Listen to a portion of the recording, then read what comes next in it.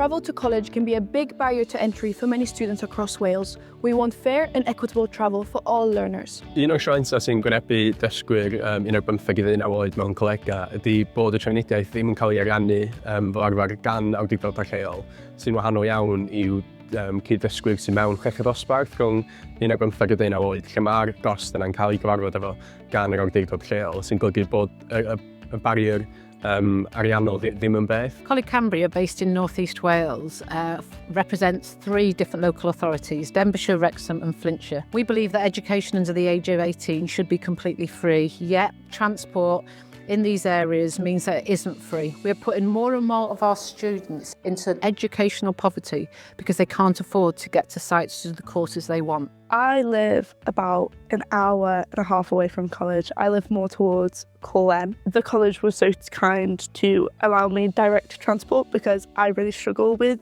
catching multiple buses, especially if they're running late. It really stresses me out. And because there's no bus stops near to my house at all, missing the connection bus would just mean I couldn't attend college. I've met other ALN learners and they're having to either wake up early and get a guardian to take them, or that they're not able to get to class because the bus routes stress them out so much about having to catch a bus and then a train, and it's too much for them.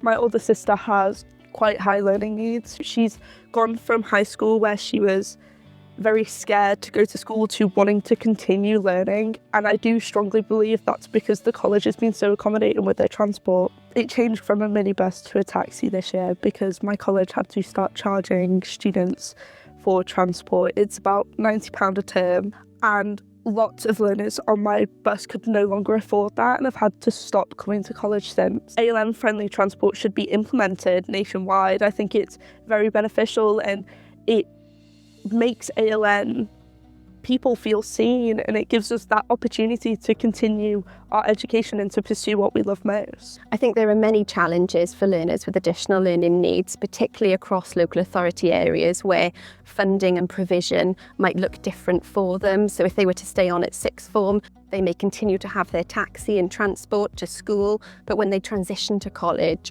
that transition hasn't always been planned for effectively in terms of travel. There's a lack of consistency in terms of travel training and support that is provided, as well as a lack of consistency in terms of funding. And it does come down to those individual circumstances and arrangements, which makes it really difficult for learners to navigate. Living in Caerphilly, I've been quite lucky as I get free transport to college while studying FE. Whereas my friends in different local authorities, they have to pay for transport. So getting from Caerphilly to the ColegauCymru campus is easy by bus, but to walk it would be quite dangerous going down the Taffs Trail. It's often quite dark, especially in the morning. Getting the bus pass was quite hard. It took a long time, so the £1 scheme saved me a lot of money because otherwise I have to pay full price just to get to college. But when there's no buses or they're full and driving past, it doesn't work because I still can't get the bus to college. I think one of the biggest barriers currently is students not knowing about some of the support available to them. This specifically applies to low-income students. It might be really difficult to afford a bus pass, especially if you have several children in college. At Gower College, for example, we have an FCF fund that covers bus passes for students who need it.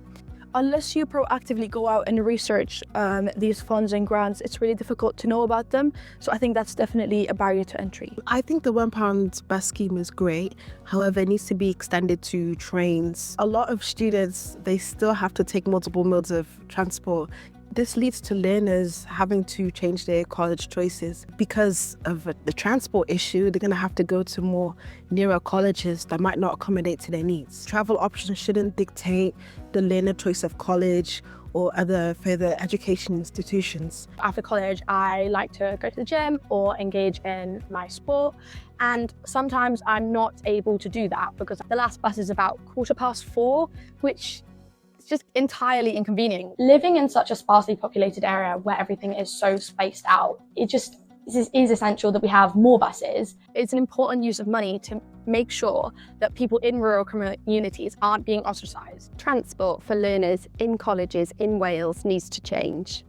Colleges are calling for more equity and a Wales-wide structured approach to transport that better supports the needs of all learners. Dyna'n sicrhau tegwch drwy sicrhau bod yna bres yn cael ei roi fewn I drafnidiaeth gyhoeddus a trafnidiaeth i'r coleg sy'n gael I ddysgwyr mewn colegau. We need it not to be a political football where each party identifies they may or may not support learners to go into education. We think every learner under the age of 18 should have free education, and that means getting to the site that offers the course that they want to do free of charge.